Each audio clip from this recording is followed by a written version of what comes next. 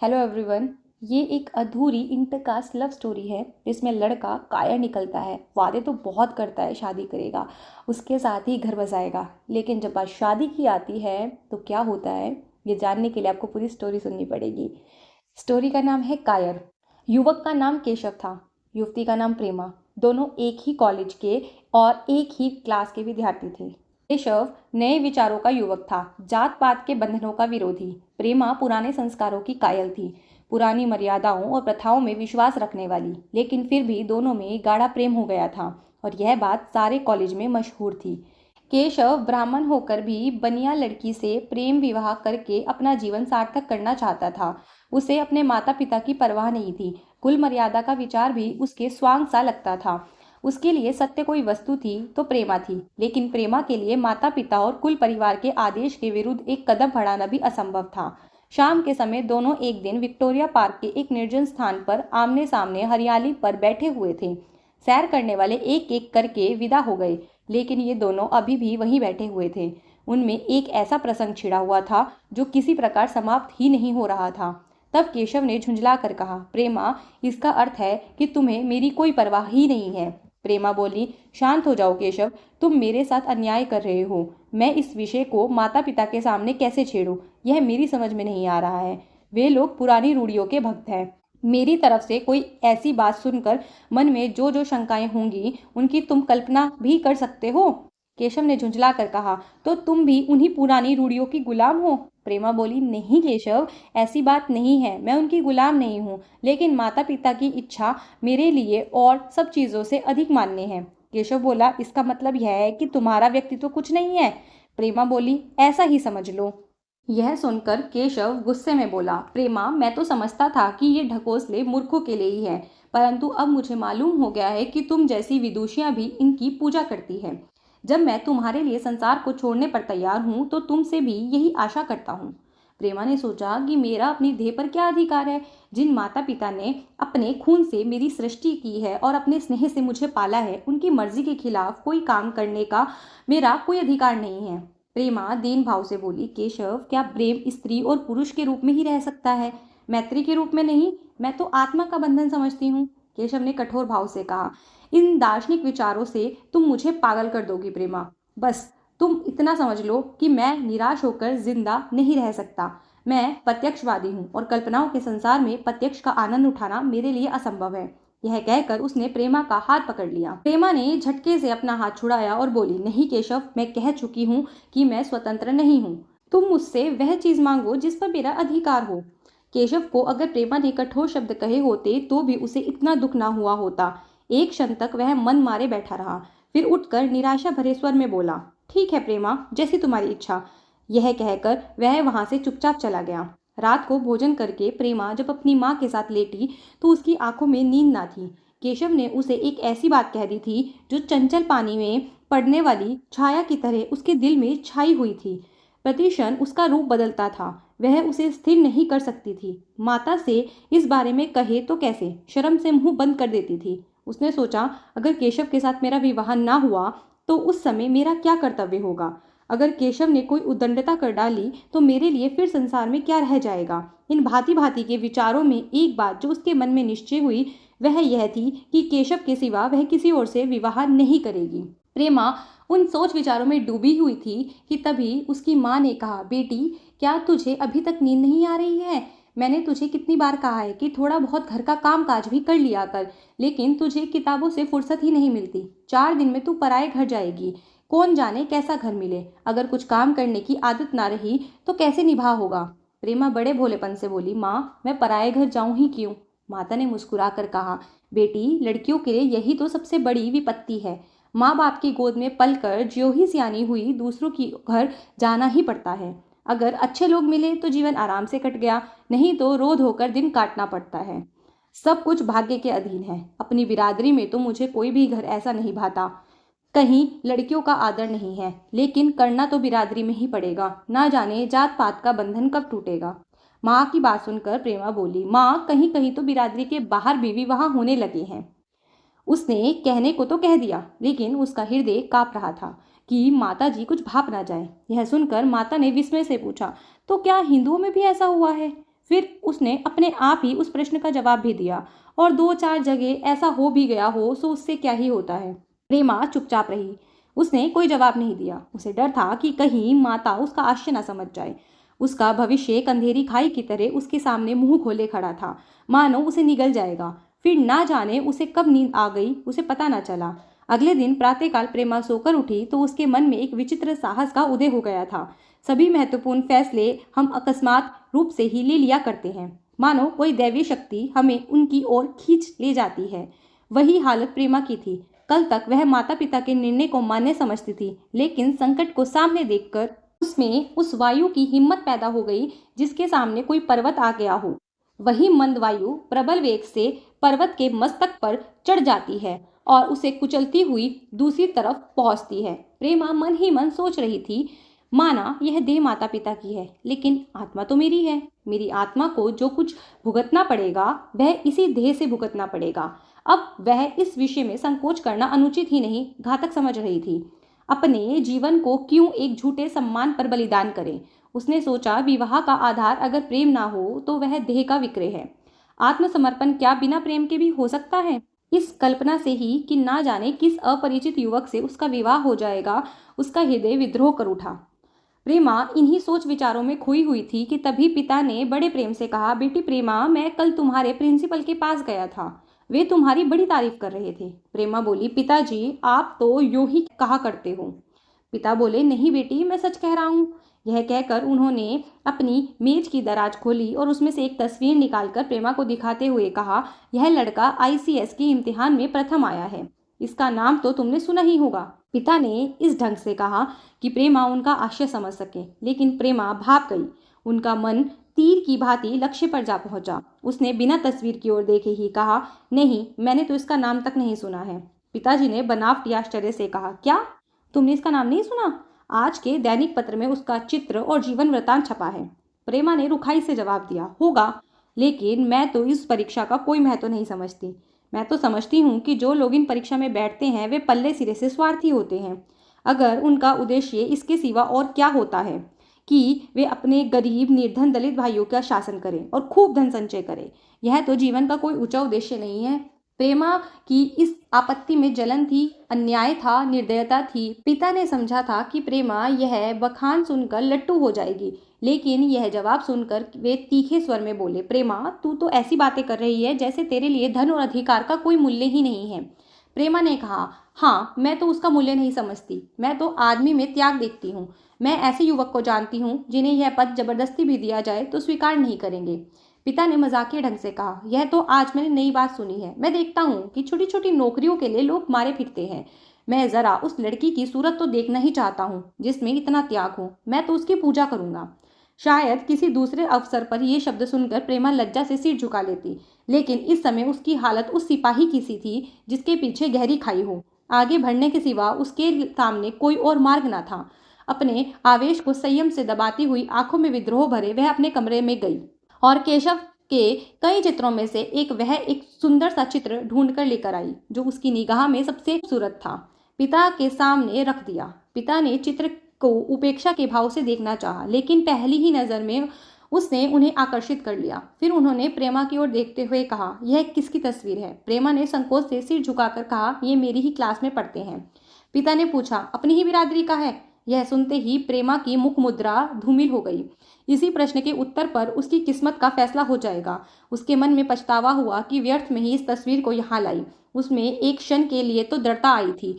वह इस पहले प्रश्न के आगे कातर हो उठी। तब वह दबी आवाज में बोली, नहीं पिताजी, वह ब्राह्मण है। यह कहकर वह अपने कमरे में आ गई और दीवार की आड़ में खड़ी होकर रोने लगी। लाला जी को पहले तो क्रोध आया और प्रेमा को बुलाकर साफ साफ कह दे कि यह असंभव है। वे उसी गुस्से से दरवाजे तक आए, लेकिन प्रेमा को रोते देखकर नर्म हो गए। इस युवक के प्रति प्रेमा के मन में क्या भाव थे वह उनसे छिपा ना रहा। वे स्त्री शिक्षा के पूरे समर्थक थे, लेकिन इसके साथ ही वह कुल मर्यादा की रक्षा भी करना चाहते थे। अपनी ही जाति के सुयोग्य वर्ग के लिए अपना सर्वस्व अर्पण कर सकते थे, लेकिन उस क्षेत्र के बाहर कुलीन से कुलीन और योग्य से योग्य वर्ग की कल्पना उनके लिए असहनीय थी।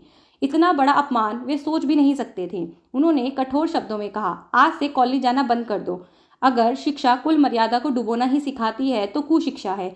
यह कहकर वे अपने कमरे में जाकर विचारों में डूब गए। कुछ दिन बाद लाला जी ने एक दिन अपनी पत्नी को एकांत में बुलाया और बोले, जहाँ तक मुझे मालूम हुआ है केशव बहुत ही सुशील और प्रतिभाशाली युवक है। मैं समझता हूँ प्रेमा इस शोक में घुट घुट कर प्राण दे देगी। तुमने भी समझाया, मैंने भी समझाया, लेकिन उस पर कोई असर नहीं हुआ। ऐसी दशा में हमारे लिए क्या उपाय है? पत्नी चिंतित भाव से बोली, कर तो दोगे, लेकिन रहोगे कहाँ? ना जाने इसने मेरी कोख से कहाँ से जन्म ले लिया। लाला जी बोले, यह तो 1000 बार सुन चुका हूँ, लेकिन कुल मर्यादा के नाम को कहाँ तक रोएं। चिड़िया का पर खोलकर यह आशा करना कि तुम्हारे ही आंगन में फुदकती रहेगी भ्रम है। मैंने इस प्रश्न पर ठंडे मन से विचार किया है और इस नतीजे पर पहुंचा हूं कि हमें इसको स्वीकार कर लेना चाहिए। कुल मर्यादा के नाम पर मैं प्रेम की हत्या नहीं कर सकता। दुनिया हंसती है तो हंसे, लेकिन यह जमाना बहुत जल्द आने वाला है जब ये सभी बंधन टूट जाएंगे। आज भी सैकड़ों विवाह जात पात के बंधनों को तोड़कर हो चुके हैं। अगर विवाह का उद्देश्य स्त्री और पुरुष का सुखमय जीवन है तो हम प्रेमा की उपेक्षा नहीं कर सकते। पत्नी ने शुद्ध होकर कहा, अगर तुम्हारी यही इच्छा है तो मुझसे क्यों पूछते हो? लेकिन मेरी भी एक बात सुन लो, मैं इस विवाह के नजदीक ना जाऊंगी, ना कभी इसका मुंह देखूंगी। समझ लूंगी कि यह मेरे लिए मर गई है। लाला जी ने पूछा, तो फिर आखिर तुम क्या करने को कहती हो? पत्नी बोली, मैं चाहती हूँ कि तुम उसी लड़के से इसका विवाह कर दो। उसमें बुराई क्या है? वह 2 साल में सिविल सर्विस पास करके आ जाएगा। केशव के पास रखा ही क्या है? बहुत होगा तो किसी दफ्तर में क्लर्क हो जाएगा। लाला जी ने पुनः पूछा, और अगर प्रेमा ने आत्महत्या कर ली तो? पत्नी बोली, आत्महत्या कर ली तो करने दो। तुम तो उसे और शह देते हो। जब उसे हमारी परवाह नहीं है तो हम उसके लिए अपने नाम को क्यों कलंकित करें? आत्महत्या करना कोई बच्चों का खेल नहीं है, यह सब धमकी है। जब उसके मन का यह हाल है तो कौन कहे केशव के साथ ही जिंदगी भर निभा करेगी। जिस तरह आज उससे प्रेम है, कल किसी दूसरे से भी तो हो सकता है।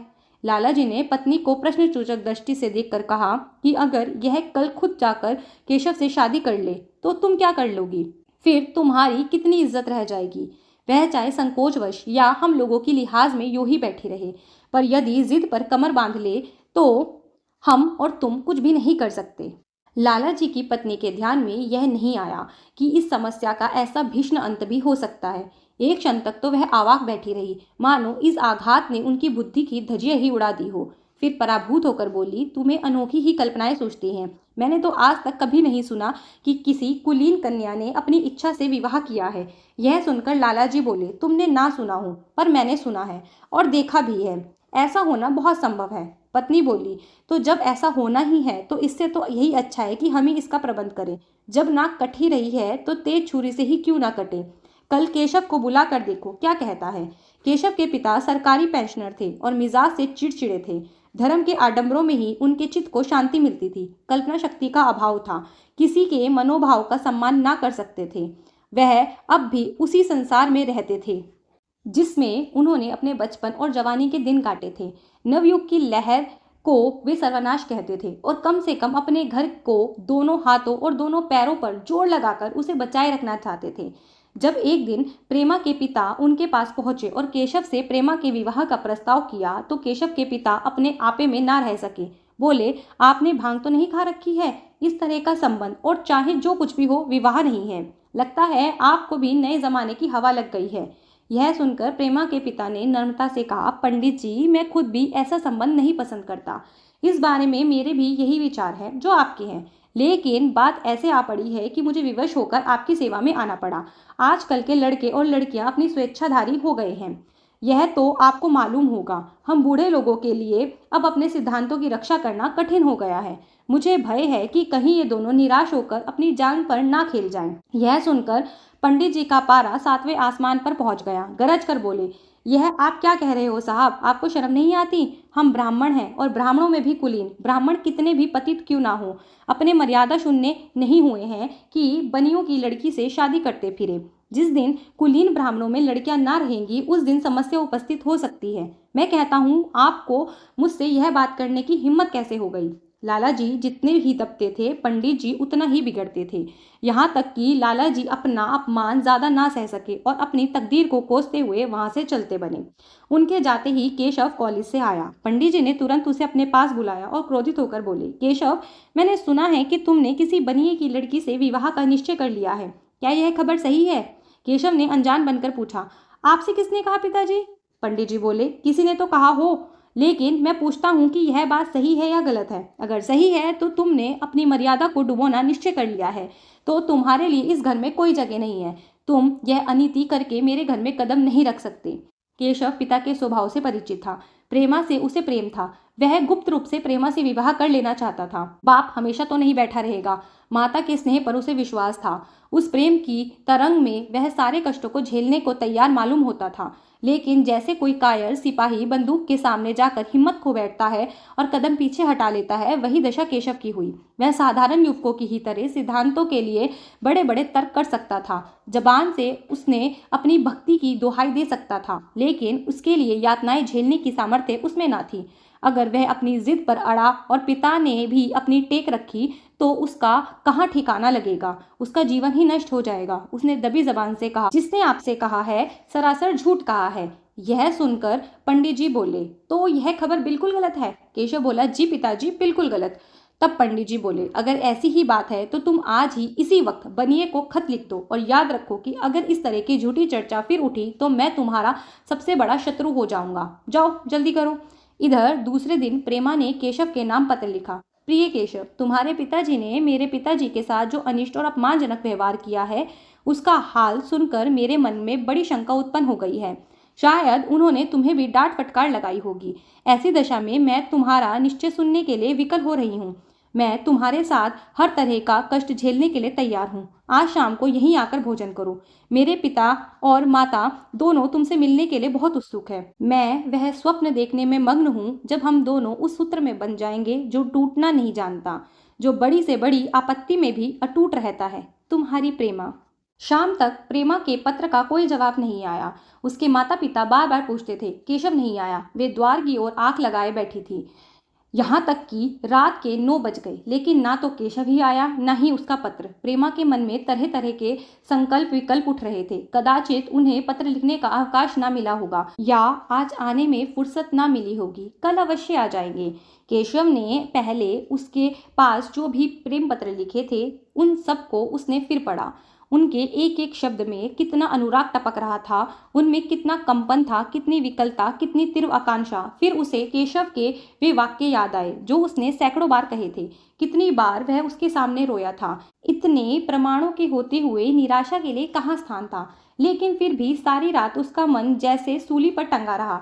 प्रातःकाल केशव का जवाब आया। प्रेमा ने कांपते हुए हाथों से पत्र पढ़ा। पढ़ते ही पत्र हाथ से नीचे गिर गया। मालूम हुआ मानो उसके शरीर का रक्त स्थिर हो गया हो।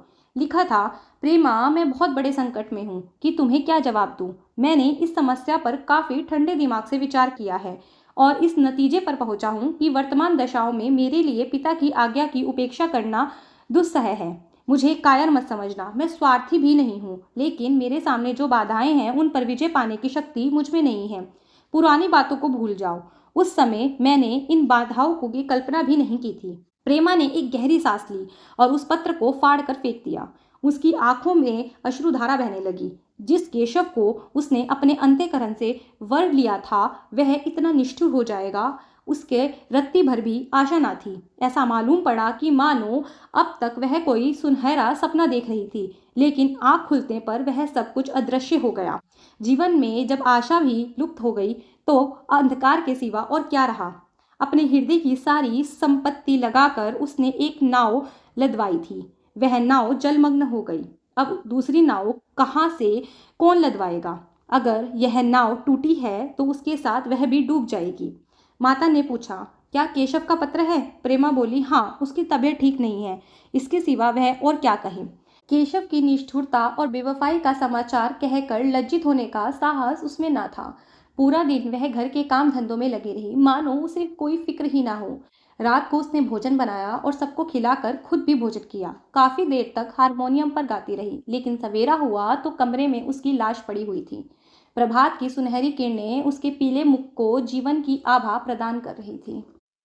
मुंशी प्रेमचंद जी ने बड़े ही अच्छे ढंग से समझाया है कि लोग प्यार में पड़कर वादे तो बड़े बड़े कर देते हैं, लेकिन जब पूरा करने का टाइम आता है तो कैसे पीछे हट जाते हैं। आई होप ये स्टोरी आपको अच्छी लगी। अगर अच्छी लगी तो इसे लाइक कर देना, शेयर कर देना। चैनल पर पहली बार आए हो तो इसे सब्सक्राइब किए बिना बिल्कुल मत जाना।